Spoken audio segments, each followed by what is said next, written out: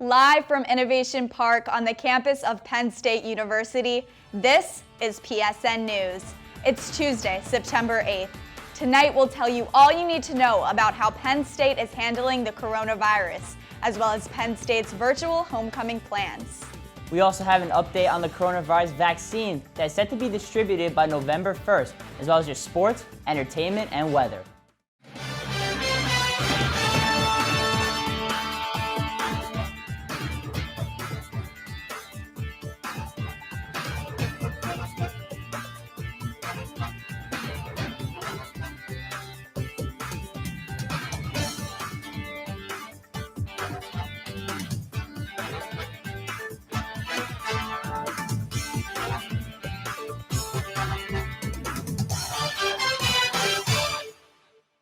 Thanks for joining us tonight. I'm Gabriella Hornack. And I'm Hunter Pitcoff.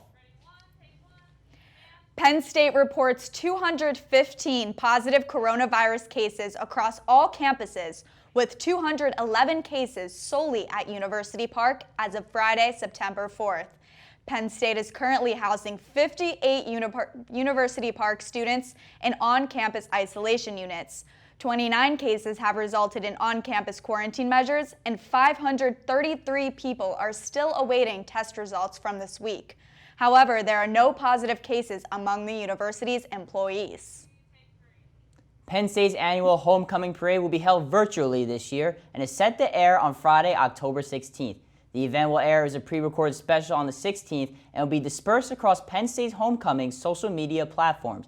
The Homecoming Committee plans to adhere to all CDC guidelines and encourages organizations to still participate in the festivities. Registration is open until September 11th at homecoming.psu.edu.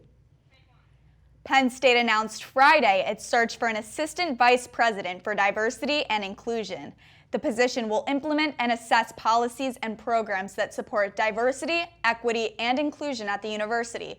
The desired candidate is expected to have experience analyzing the effectiveness of newly implemented programs. According to a Penn State news release, the creation of this new position is one step of the university's, quote, long-standing commitment to increasing diversity on campus. Former Penn State running back Ricky Slade is being charged with 2 misdemeanors after police found marijuana in his dorm room in February. Earlier in the month, Slade entered the transfer portal and later announced his intentions to transfer to Old Dominion University on June 26. Slade has yet to be processed for his charges, and his preliminary hearing is set for October 14th. Stay tuned, because after the break, Tusha Pham will bring you the latest in entertainment. Welcome back to PSN News. I'm Tusha Pham with your entertainment update. It's official, Thon Weekend will not be held in person until further notice. Originally scheduled for February 19th to the 21st, the 46-hour dance marathon is going virtual. I know you're probably just as sad as I am, but due to COVID-19, the safety of Four Diamonds families, volunteers, and participants come first. Despite being in the middle of a pandemic, cancer stops for no one. The Thon community will keep working to make the transition as normal as possible and provide opportunities to stay involved throughout the fall and spring semesters. Nonetheless, they are committed to ensuring families receive the same emotional and financial support. The Thon community will continue to grow stronger and fight for a cure for the kids. I like pizza, yes I do. I like pizza, how about you? Sorry if that was too cheesy. Anyway, due to the coronavirus pandemic, Brothers Pizza on College Avenue was forced to shut down. But lucky for you, word on the street is that there's a new and up-and-coming hotspot. It's called Weirdos, taking over the same place Brothers once had. The new restaurant is set to open on Friday, September 18th.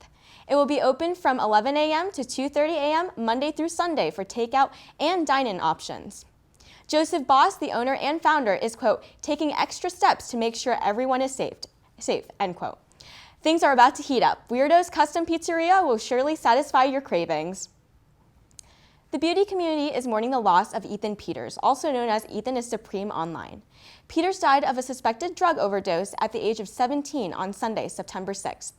As an inspiring makeup artist and influencer, he was an inspiration to many young people.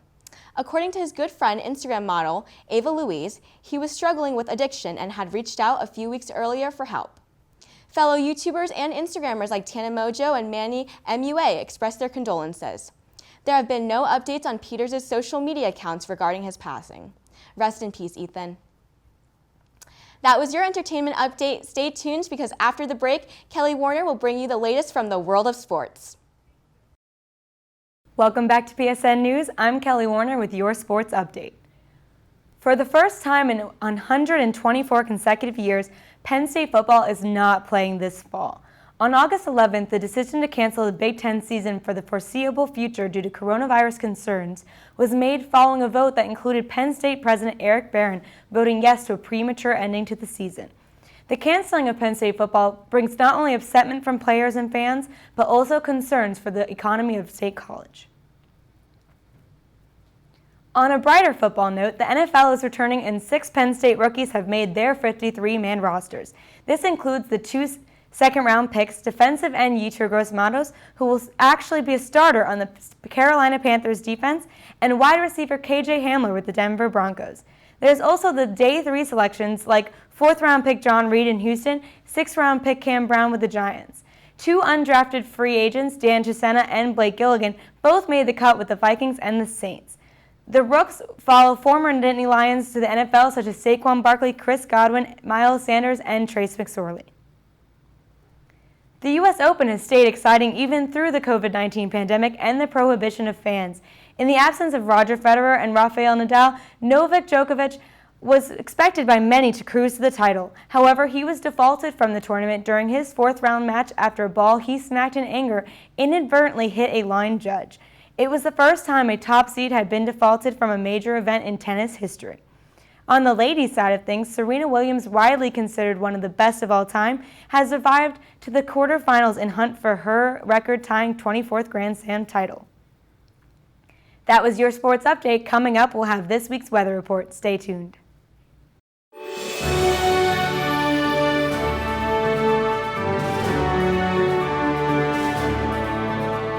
From the students of Penn State Meteorology, here is your Penn State Campus Weather Service forecast.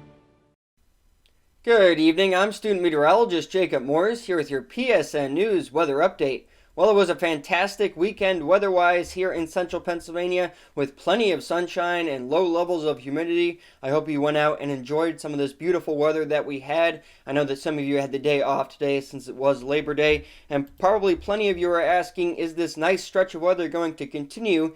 And it will stay pretty dry as we head into the middle part of this week. The humidity, though, will creep up heading over the next several days. It's not until we get towards the end of the week and into the weekend that we could see our next chance of a couple of showers or thunderstorms. So let's time this out using one of our computer models, the European model, showing a front off to our west, and you can see some showers in northwestern Pennsylvania later this evening. Now, the good news for us here in central Pennsylvania is that this front will stall, meaning that it'll just stay in the northwestern Pennsylvania and off to our west region and not move through our area. So that means that we'll stay dry heading into the overnight hours tonight as that front and the shower and thunderstorm activity associated with it stays off to our north and west. Heading into the day on Tuesday, high pressure will be firmly set off to our south and west, meaning that we'll be seeing some more clear skies once again for the day tomorrow. Plenty of sunshine expected here across the Commonwealth as the rain stays off to our north and west as well as off to our south. High pressure continues to dominate heading into the day on Wednesday as we could see a couple more clouds enter our region, but nonetheless a nice day for the middle part of the week. Now, as I mentioned, heading into the latter part of the week, we could see some showers and storms creep up from our south. Now, how many of these enter the central Pennsylvania area still needs to be determined, so some uncertainty remains in the forecast for Thursday and Friday. Heading into the weekend, both days, there's a threat of some showers or storms right now, but as I mentioned, several details still need to be ironed out with the forecast. So both days could end up being dry, or there could be an isolated shower threat. I don't think either day of the upcoming weekend is a complete washout. Now, what we do like to look at when we want to see if there's below average temperatures or above average temperatures across the United States is upper air maps, which tell us where some troughs or ridges are high up in the atmosphere, indicating below or above normal temperatures. Now, if you want some crazy weather, go out to Denver, Colorado, where they saw 100-degree temperatures a couple of days ago, and today they're seeing some snow, if you can believe that. So that was a crazy temperature swing, and we can see this on the upper air maps indicated by some of those greens and yellows in the western part of the country where that colder air was brought down from Canada. Here in the eastern part of the country, you'll notice some oranges and reds indicating a ridge over our area. That's allowing our temperatures to rise in the coming days into the low to mid 80s, and we'll see this in the 7-day forecast in just a little bit. But first, starting off with the forecast for your night tonight, dropping down to a low of 61 degrees under mostly clear skies. It will be comfortable if you want to keep the windows open as you sleep. Tomorrow we warm up to a high of 88 degrees, so it will be quite a warm day, our warmest day in about a week or so, with plenty of sunshine, and you will feel that it will be more humid during the day tomorrow. And then looking at your 7-day forecast, as I mentioned, that warming trend continues with temperatures in the mid to upper 80s for both Tuesday and Wednesday. A couple showers possible on Thursday, but nothing set in stone yet for the forecast for the end of this week and into the weekend, as some details still need to be ironed out. Saturday and Sunday, as I mentioned, there could be an isolated shower or storm on both those days, but temperatures gradually begin to come back down with highs in the mid to upper 70s as we head into the weekend and the beginning of next week. For PSN News and the Penn State Campus Weather Service, I'm student meteorologist Jacob Morris. Have yourselves a great evening.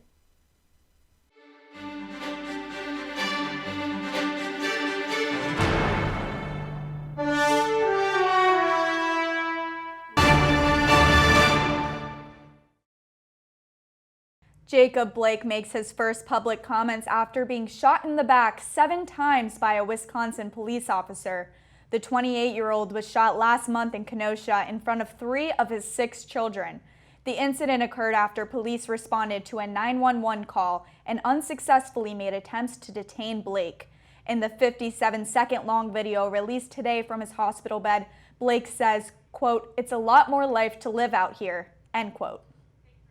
The CDC told public health officials to plan for a distribution of the coronavirus vaccine as early as November 1st. However, public officials are beginning to question whether or not the FDA is rushing to find a vaccine before Election Day. The vaccine will be given to, quote, healthcare workers and other high-priority groups across all 50 states and U.S. territories. About 200 people were rescued by helicopter Saturday night after being trapped by wildfires at the Sierra National Forest in California, according to authorities. The Creek Fire, which grew to be about 45,000 acres, began on Friday, just as the holiday festivities kicked off. Roughly 20 people were injured, with 2 additional people refusing evacuation. The conditions of those hospitalized have not yet been released. The National Weather Service issued a red flag warning, signaling an increased risk of fire for many Californian areas. Over 50 people were arrested by the Portland police during the 100th night of protests on Saturday night. The protest began at around 9 p.m. at Ventura Park, and the crowd made its way toward the East Portland Community Policing Center. Local authorities say many of the participants carried large shields and dressed in protective gear. On top of that, some of the protesters threw, quote, multiple fire bombs at officers, which led to a community member being set ablaze. The officers then located the fire victim, who was treated by a Portland Fire and Rescue team and taken to a hospital. And that's all tonight on PSN News. Be sure to check us out on Twitter and Facebook at PSN News, on Instagram at Penn State Network News, and subscribe to our YouTube channel at youtube.com/PSN News. Have a good night and stay safe, Penn State.